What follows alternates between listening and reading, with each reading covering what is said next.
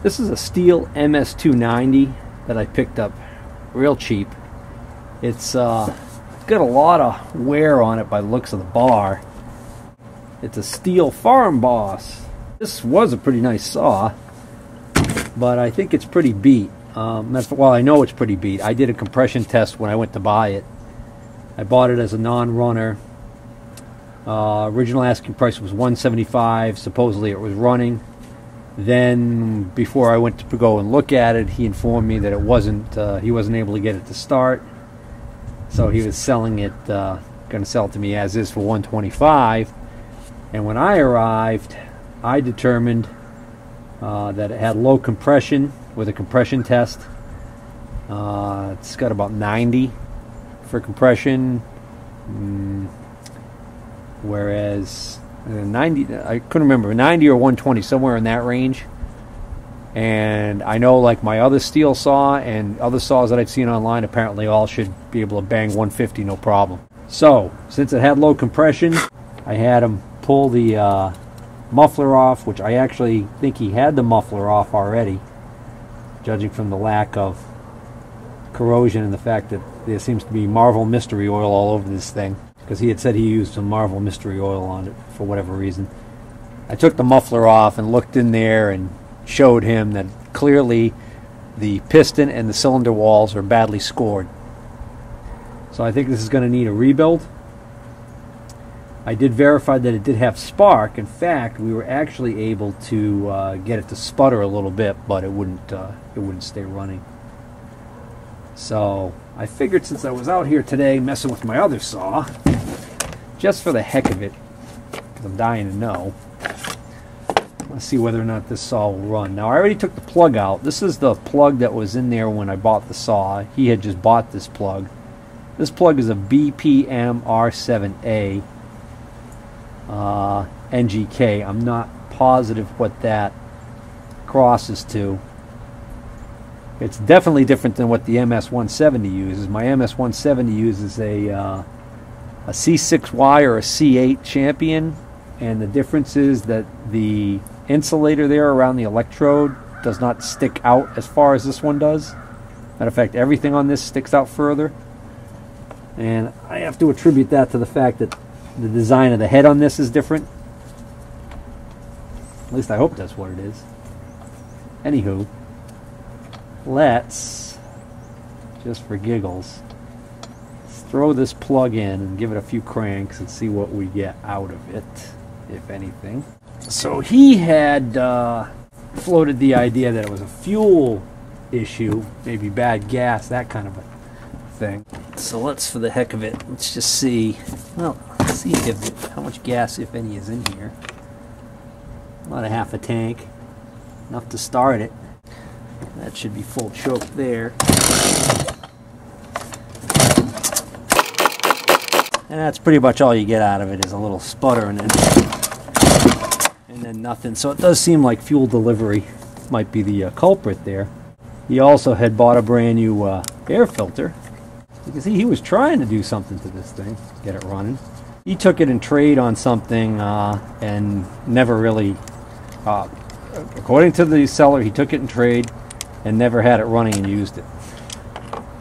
So he doesn't really know the history of the saw.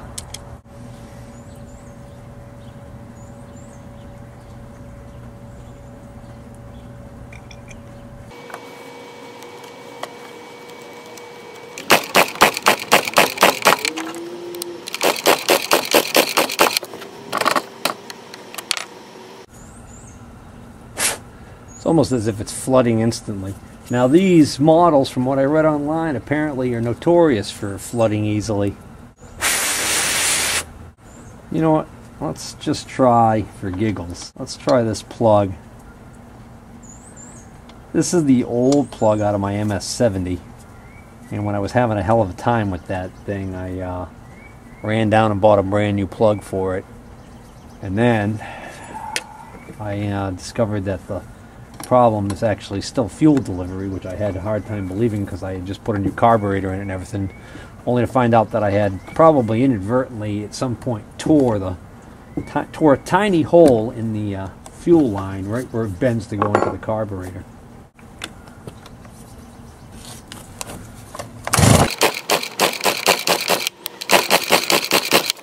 You know what, Steve? Why don't you put the boot back on before you try cranking on it like that? You dummy.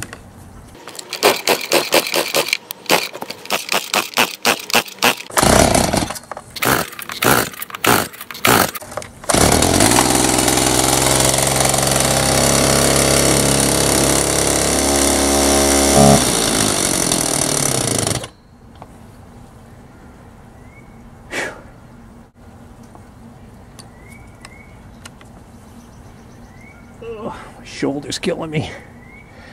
Tore my rotator cuff a few years back.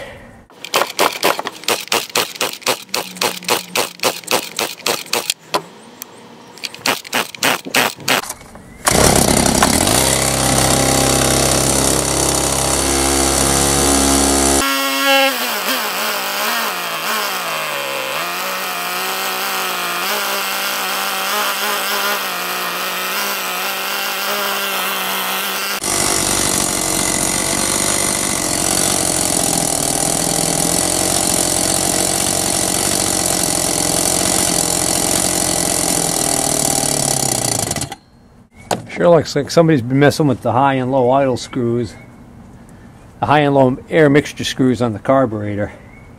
There's 3 adjustments on this carburetor. There's the idle adjustment, which basically just holds that butterfly, throttle butterfly open a little bit when the trigger's not depressed. And then there's the 2 mixture screws. And they're actually marked right here, so I don't know what LA stands for, but I'm pretty sure that that's the low idle.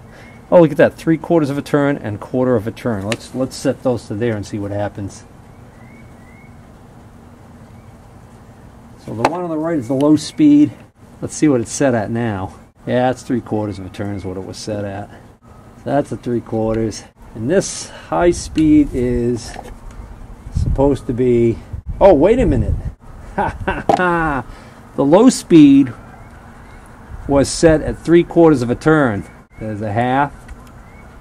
Yeah, low speed was set at 3/4 of a turn. It's supposed to only be set at a 1/4 turn. So that is about a 1/4 turn. And then high speed should be 3/4 of a turn, and it is currently set at...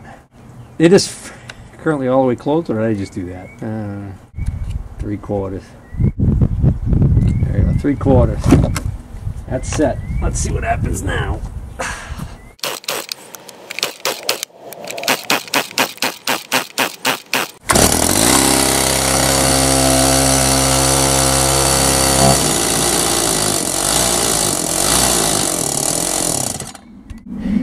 Yeah, it's still not happy.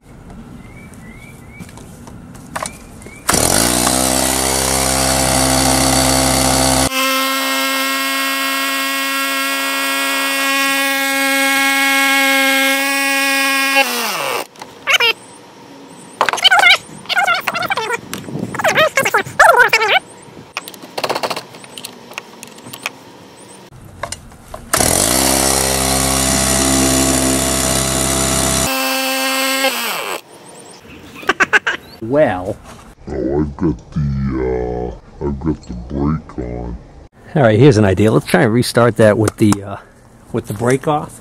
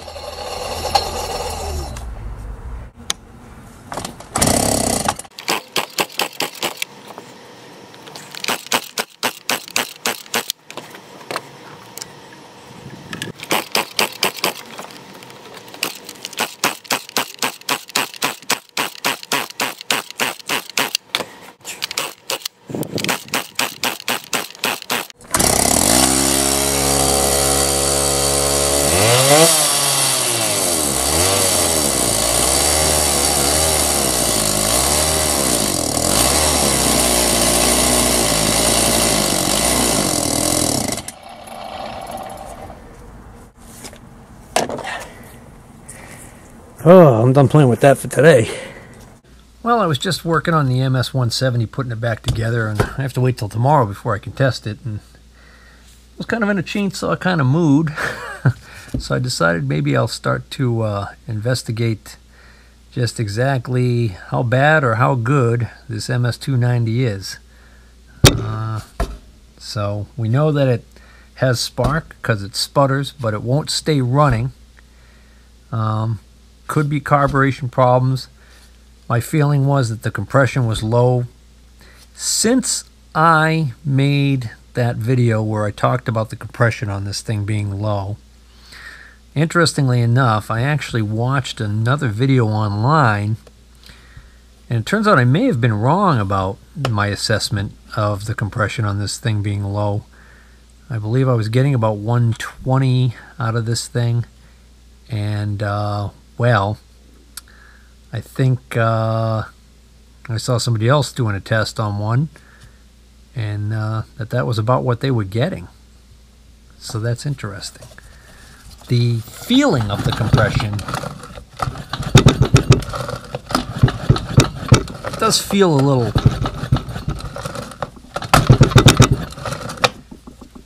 little easy to me. So, and of course the other thing was, it certainly did look to me like there was some pretty heavy scoring on that piston. Why don't we start right there? Let's get this muffler off so we can get a look at that piston again. I'm wondering whether or not this was run with straight gas. Well, he did clean the screen. Makes me think he was having that, even when it was running, he was having power issues, and probably thought maybe cleaning the screen, that it could be a carbon clogged screen that was causing the problem. Well, that's a big muffler, huh? Why does this muffler have this big dent in it? Wow, that's odd. Thing's bashed right in. It's interesting to me how loose these studs are. That must be by design. They don't appear to thread into the cylinder. I'm not going to worry about that right now. Hopefully this is showing up. So what you're looking at is the back wall of the cylinder. I've got the piston all the way down, and it's actually not that horrible for the most part, but over on the right there's some pretty bad signs of the cylinder wall being scored. But the big story is the piston. See all those lines there?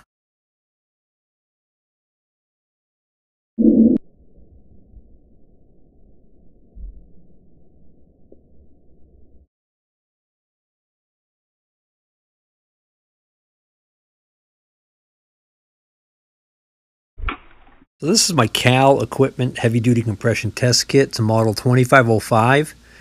If you don't have a compression test kit and you're looking for one, I would highly recommend this model, because I see them on eBay come up in really good condition for, they only run about 45 bucks. And what's nice about this kit is it's got a good assortment of adapters and auxiliary hoses, and it's got a compression release, so it'll store the reading. It's got everything I really need. So to do the compression test, I hold the throttle in the wide open position, and I give it about 3 or 4 good pulls. Well, there you go. I'm only getting 90. That's weird. I was getting higher than that out of this thing when I tested it at the guy's house before I bought it. I wonder if that O-ring might not be seating all the way.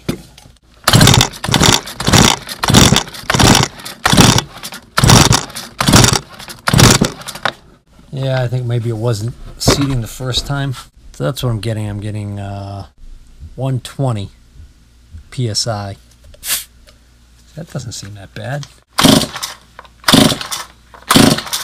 It was just a shade under 120 with me not even holding the throttle open. Nah, there's enough compression. This saw should be able to stay running. I think we got other things going on here. Alright, so this is interesting. There's a nut right here that's holding the carburetor on after I take the air filter off. And I think that's supposed to be there. There appears to be a recessed area for that nut to sit right in here. There's also one here, though, and there is no nut on this side. So I'm wondering if that's missing. Now, it seems to me the way this is designed, when this air filter's on and these are tightened up, it's probably going to be compressing this whole sandwich of carburetor, air filter, and intake manifold enough that that probably wouldn't cause much of an air leak. So I don't think that's necessarily a cause of our problem, but it just, you know, well, all it does is tell us somebody's been in there, but that was obvious. Wow. That was awfully tight. It's a little 8mm nut. Alright, how does this work? Hold on a second. Where's the... Oh, I see. Okay. That flips up and flips this. That's how the choke works. Oh, that's neat.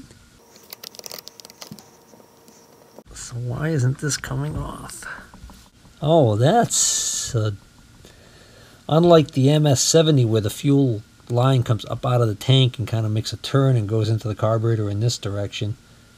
The line is actually coming out of the back of this plastic housing and goes right to the carburetor. So that carburetor is not going to come off unless this is sliding out of the fuel line. Isn't that something? I'm beginning to wonder if I want to just pop this out. One less thing in my way, maybe. There we go. Yeah, alright. That's good. It looks like the linkage comes out of the... pops out of here, too. There we go. Ah, ha-ha. Not only do we have the fuel line over here, but on the back there's another line attaching to the bottom here. That's probably a line that goes over to the cylinder or the crankcase, picks up a pulse from the crankcase to run the diaphragm in here, which acts as a fuel pump. That's what I think, anyways. Again, what the hell do I know? What are you gonna do? You gotta get this thing to slide out from both of its lines simultaneously. Well, that one definitely it's coming out. How about this one? There we go. Yeah, that's the nature of the beast. Oh man. You know what I'm tempted to do, but I really want to wait until I'm outside to do it, is to dump this tank into a clear glass jar and take a look at this gas.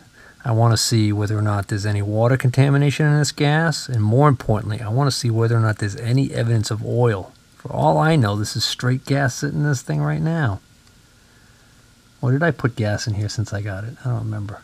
Another culprit on these is the fuel line itself.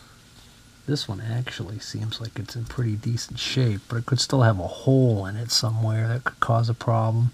Well, let's take a look under the hood here.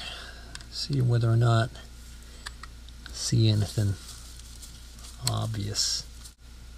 Well, that's interesting. That's bone dry. This little tiny screen down here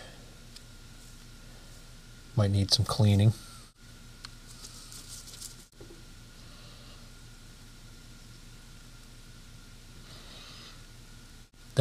That's actually dry in there, but I would expect that because this is the fuel pump diaphragm here, right? So that little line on the bottom there, that's not to get a pulse. Huh. Not sure. I gotta get this up without ripping it.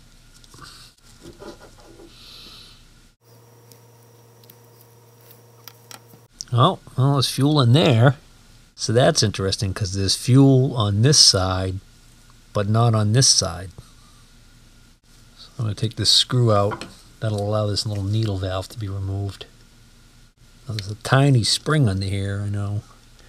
I don't worry about losing that. Here's that spring. I'm going to remove this jet right here. Got to make sure I have exactly the right size screwdriver so I don't run the risk of stripping that. Well, I held that up to the light. That's clean. No blockage there.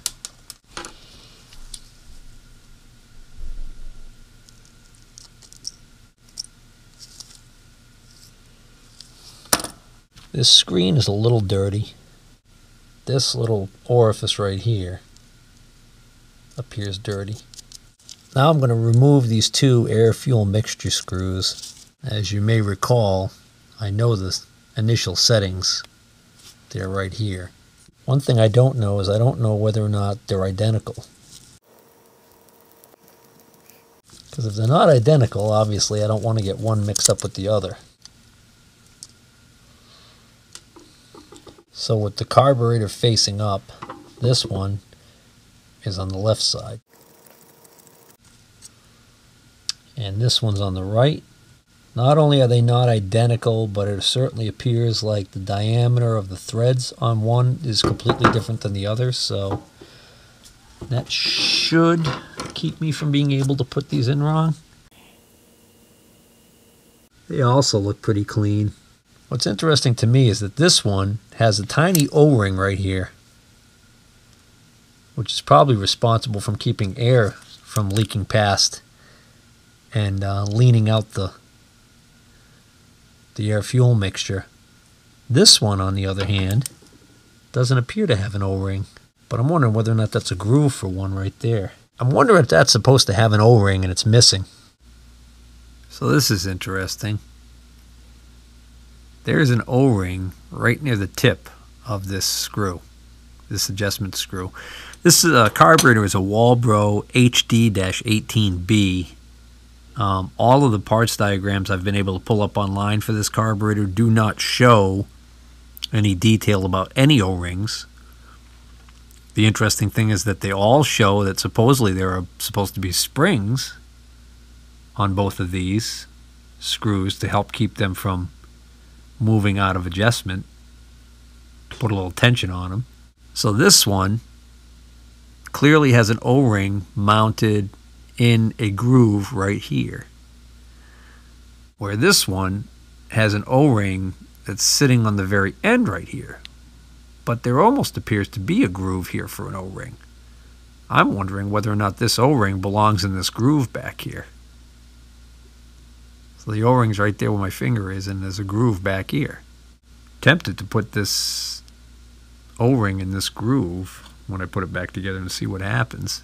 Most of the carburetors that I could find online for either searching by MS290 carburetors or Walbro HD18s, most of the parts diagrams do not show this assembly right here that kind of shields these screws. This is not in existence even. It's just the screws are just out there. Well, I'll tell you what. I think I'm going to move that O-ring to the rear.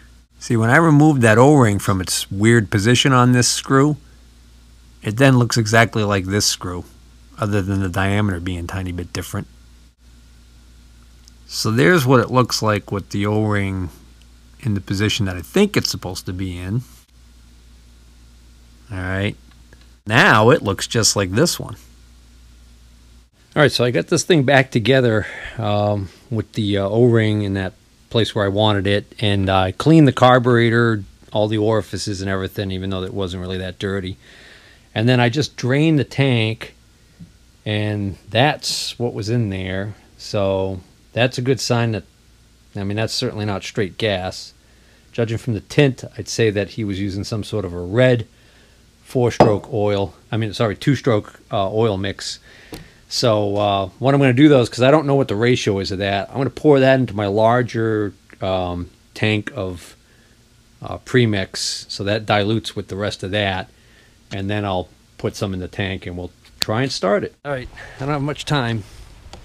Not much daylight left, and I'm supposed to be going out to eat tonight, so I gotta get this gasoline smell off of me.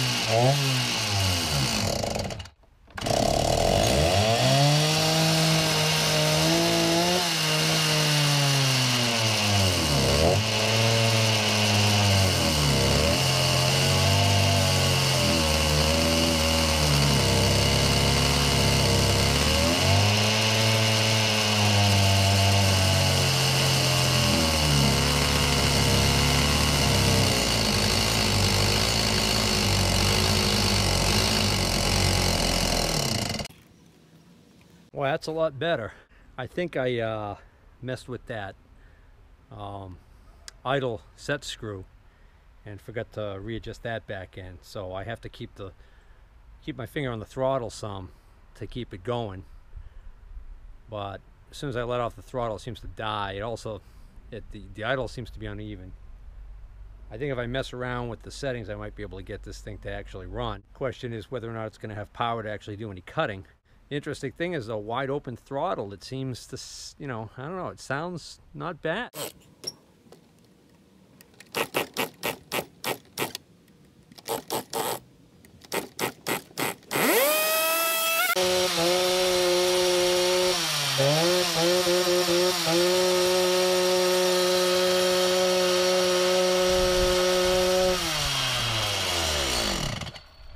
Cut!